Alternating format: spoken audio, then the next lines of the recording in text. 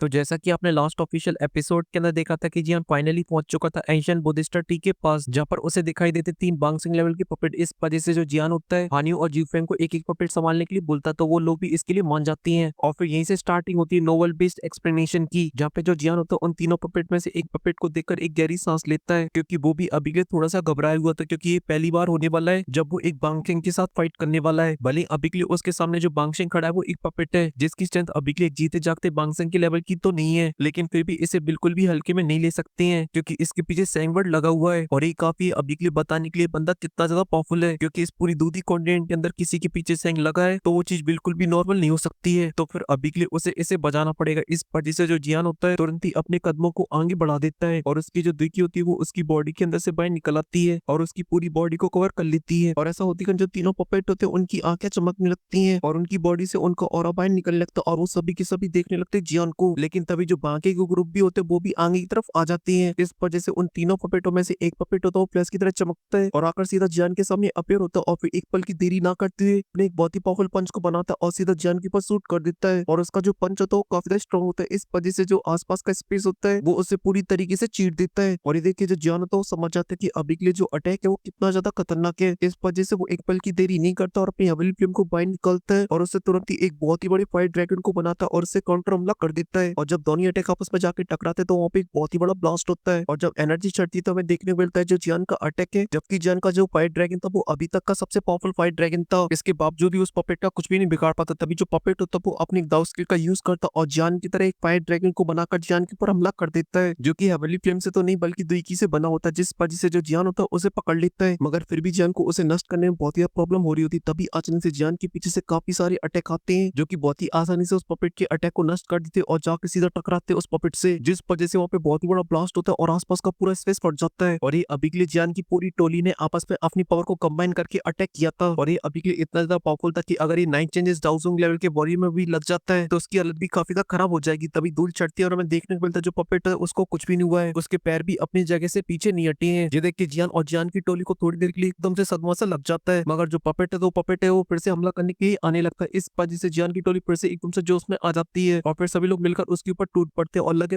तेरी बजाने लगते हैं। और फिर दूसरे पपेटों के साथ भी फाइट छिड़ चुकी थी, जहाँ पे जो हनी होता है वो अपने एंसेस्टर के साथ फाइट कर रहा होता है, जहाँ पर वो अपने सभी वॉरियर से इशारा करता है, जिस वजह से उसके वॉरियर जाकर उस पपेट को चारों तरफ से घेर लेते हैं। और फिर उसके बाद जो हनी होता है वो बोलता है कि एंसेस्टर आप बिल्कुल भी चिंता मत करो, आज आपका ये पोता का पोता आपको आजाद करा के रहेगा। और इतना बोलते हैं जो हनी होता है वो अपनी ब्लडी दुखी को बाहर निकाल लेता है और उसके साथ अभी जो वॉरियर होते हैं वो भी अपनी ब्लडी दुखी को बाहर निकाल लेते हैं और बिना कोई देरी करे हमला कर देते हैं। इस वजह से उनके बीच में लगे तेरी चालू हो जाती है। और जैसा कि अभी के लिए जन और हनी फाइट करे, इस वजह से जो फेंग था वो भी कहाँ पीछे रहने वाला था, वो भी आ जाता तीसरे पपेट के सामने और तुरंत ही अपनी पावर को अनलेस कर देता और उसके साथ मिस फेंग भी होती है और उसके कुछ वॉरियर भी होते हैं जो जाके उस पपेट के ऊपर टूट पड़ते थे। जो पपेट होता है वो भी बहुत ही आसानी के साथ उनसे फाइट करने लगता है और उनके बीच में घमासान लड़ाई छिड़ जाती है और लगे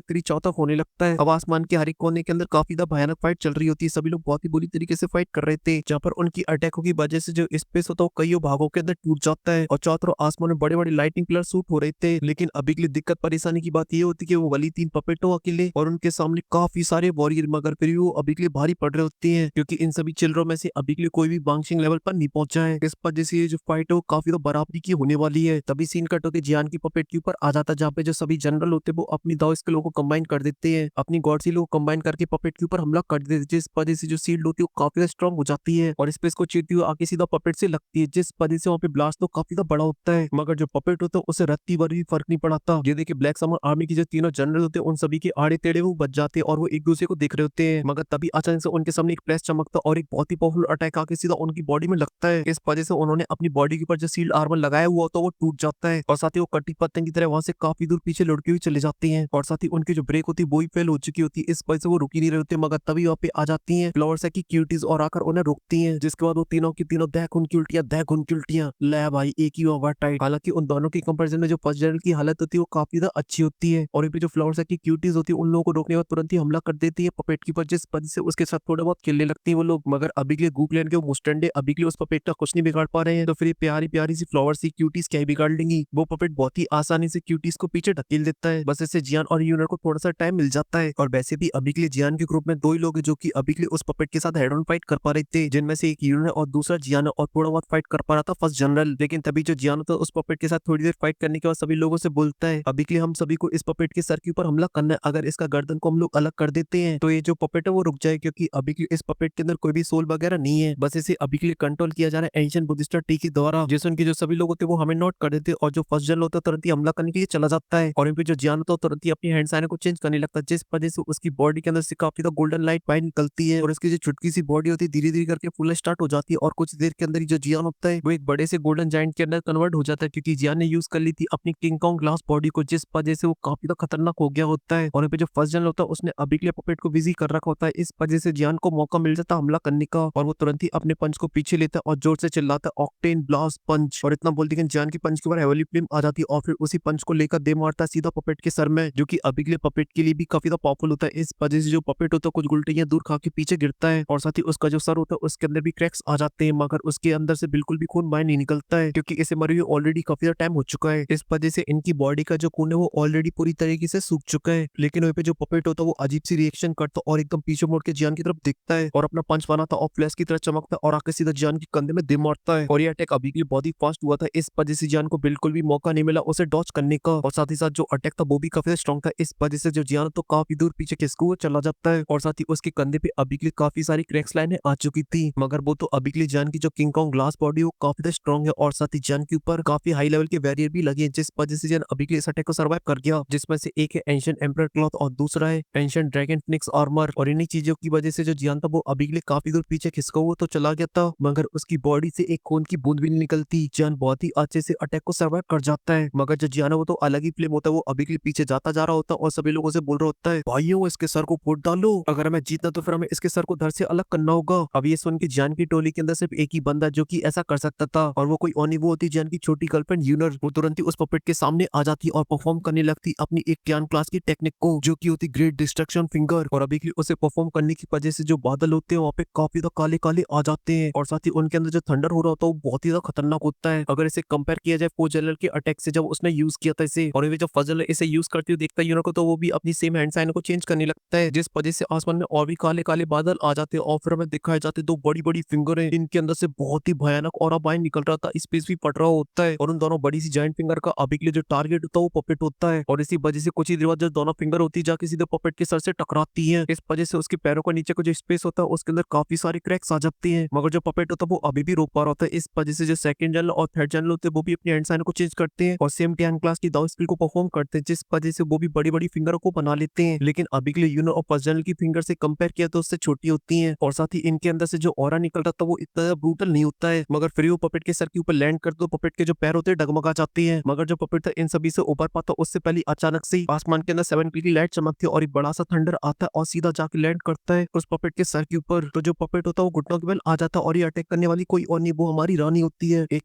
क्यून मेडुसा, तभी वहाँ पे लिटिल फेई डॉक्टर ऑको इंगली भी आ जाते हैं और वो भी अपने दोनों कंबाइन अटैक करते हैं, वो भी पपेट के सर के ऊपर हमला कर देते हैं और ऐसे करके सभी लोग करते हैं और जो पपेट होता है ज्यादा देर तक इतने सारे अटैक को बर्दाश्त नहीं कर पाता और उसका जो सर होता है वो ब्लास्ट कर जाता है और ऐसा होती है उसकी जो बॉडी होती है वो टूटने लगती है, उसका हाथ कहीं गिरता है जाके और उसका पैर कहीं गिरता है जाकर, लेकिन उसकी जो मूवमेंट होती है वो पूरी तरीके से बंद हो जाती है और साथ ही उसकी बॉडी के अंदर से एक और बाहर निकलता है और जैसे वो और उसकी बॉडी से बाहर निकल जाता है जो पपेट होता है उसकी हड्डियां भी एकदम राख हो जाती है और ये देखकर जियान की पूरी टोली के अंदर खुशी की लहर दौड़ जाती है। जो जियान किंग कॉन्ग ग्लास बॉडी के अंदर होता है वो अचानक ही चमकती है और जो जियान होता है वो अपनी नॉर्मल फॉर्म के अंदर आ जाता है, जिसके बाद वो देखता है अपनी पूरी टोली को जो कि अभी की थोड़ी बहुत टूट चुकी होती, सभी की थोड़ी बहुत इंजरीज आई थी बस सिर्फ 2 लोगों को छोड़ के, जिसमें से एक वो खुद होता है और दूसरी उसकी गर्लफ्रेंड यूनर, जिन्हें अभी के लिए कोई भी इंजरीज नहीं है, यहाँ तक कि जो फर्स्ट जनरल जो काफी ज्यादा स्ट्रॉन्ग है उसको भी चोटें आई हैं और वो सिर्फ एक पावर अटैक की वजह से आई है। जब वो अपने सभी जनरलों के साथ फाइट कर रहा होता है तब पपेट ने आके उसके पेट में पंच जड़ दिया था, जिस वजह से वो थोड़ा सा जख्मी हो गया है। वो तो अभी के लिए गू क्लैन से बिलोंग करता है, इस वजह से उसके पास काफी खतरनाक वाले डिफेंस टेक्निक है, जिस वजह से उस पावर अटैक को सर्वाइव कर गया, वरना उसकी जगह कोई और होता तो उसके तो घोड़े लग जाते। लेकिन तभी जो जियान होता है चुटकी बजाता और उसके हाथों में काफी सारी जेट की बोतलें आ जाती हैं और फिर उसके बाद उसकी टोली में जितने भी लोग होते हैं वो सभी को बोतलें दे देता और बोलता कि इन पिलों को खा लो, थोड़ी देर के लिए यहीं पे रेस्ट करो, अपनी इंजरीज को हील करो और साथ ही अपनी दिक्की को रिकवर करो और तब तक के लिए आप लोगों को मैं प्रोटेक्ट करूंगा, कोई भी दिक्कत परेशानी की बात नहीं है, मेरे होती आप लोगों के पास कोई भी नहीं आ सकता है। ये सुन के वो सभी लोग तुरंत ही हमें नोट कर देते क्योंकि वो अभी के लिए बहुत ही अच्छे से जानते वाली उनका जो पपेट वो खत्म हो गया है, मगर वो अभी के लिए जिस जगह पे खड़े हुए वहाँ पे खतरे तो कूट कूट के भरे पड़े हैं, इस वजह से उनके सामने अभी के लिए कौन सा खतरा आ जाए उसके बारे में कुछ भी नहीं कह सकते, इस वजह से अपनी दिल की एकदम पूरी तरीके से चार्ज रखो। लेकिन तभी जो यूनर होती है वो जियान के पास आ जाती है और बोलती है सॉइन गॉगो अभी के लिए हमें जाकर बाकी के लोगों की मदद करनी चाहिए कि नहीं करनी चाहिए, क्योंकि हमारी तरह उनकी फाइट बिल्कुल भी स्मूथ नहीं है, सभी के घोड़े लगे पड़े हैं, यहाँ तक का जो हानियों ग्रुप जो अपने आप को बहुत बड़ी तोप समझ रहा था उसका भी एक वॉरियर मारा जा चुका है। ये सुन के जो जियान होता है बोलते कि बिल्कुल भी नहीं, अभी के लिए जो हानिया ग्रुप है वो अभी भी काफी स्ट्रॉन्ग है, भले ही उनका एक वॉरियर मारा जा चुका है जहाँ पर उस पपेट ने अपना हाथ डाल के सामने वाले वॉरियर का हार्ट को बाहर निकाल लिया था। लेकिन मैं अभी के लिए देख पा रहा हूँ जो हानिया वो अभी के लिए भारी पड़ने लगा उस पपेट के ऊपर और उन्होंने मिलकर ऑलरेडी उस पपेट के सर के ऊपर काफी सारे क्रैक्स ला दिए। इस वजह से मुझे ऐसा लगता है ये जो फाइट हो ज्यादा देर तक नहीं चलेगी, बहुत ही जल्दी खत्म होने वाली है। और फिर उसके बाद जो जियान होता है देखता फ्रिंक्स टाइप की फाइट को जो की अभी की एकदम बराबरी की चल रही होती है, जहाँ पे फ्रिंक्स टाइप के काफी सारे वॉरियर मारे गए थे मगर जो जी फैंग था उसने अपने असली रंग दिखा दिए थे जिस वजह से वो पपेट के ऊपर भारी पड़ रहा था। और ये देखिए जियान यूनिवर्स से बोलते कि अभी के लिए इन लोगों को अपनी फाइट को लड़ने दो, अगर हम लोग इनकी जाके मदद करते तो फिर ये कुछ ही देर बाद हम लोगों के ऊपर टूट पड़ेंगे क्योंकि ये लोग हमारे कोई साथी वगैरह नहीं है बल्कि ये अपोनेंट है। इस वजह से इनकी जितनी बैंड बजेगी उतना ज्यादा फायदा होगा हमें, लेकिन अगर कोई पपेट पागल हो जाता और किसी की बैंड बजा देता तो फिर हम लोग जाकर मदद करेंगे तो उसका पूरी तरीके से गेम ओवर हो जाने के बाद। लेकिन मुझे ऐसा लगता है कि ऐसी सिचुएशन हमें देखने को नहीं मिलने वाली है क्योंकि ये जो पपेट है वो भली बांग सिंह पर हो मगर ये रियल बांग सिंह नहीं है क्योंकि ये जेनुइन बांग सिंह से बहुत ही ज्यादा कमजोर है। अगर ये रियल बांग सिंह होता तो फिर हमारे ग्रुप की सिर्फ हड्डी वगैरह नहीं टूटती बल्कि एक हाथ की पेटी पैक हो जाती। ये सुन के जो यूनो होती वो हमें नोट कर देती है और इसी के साथ ही जो पहला पार्ट है वो खत्म हो जाता है। और अगर आपको पसंद है तो लाइक कर देना, साथ ही चैनल को भी सब्सक्राइब कर देना। मैं मिलता हूँ आपसे नेक्स्ट वीडियो में, तब तक लिए आप सभी को ढेर सारा प्यार।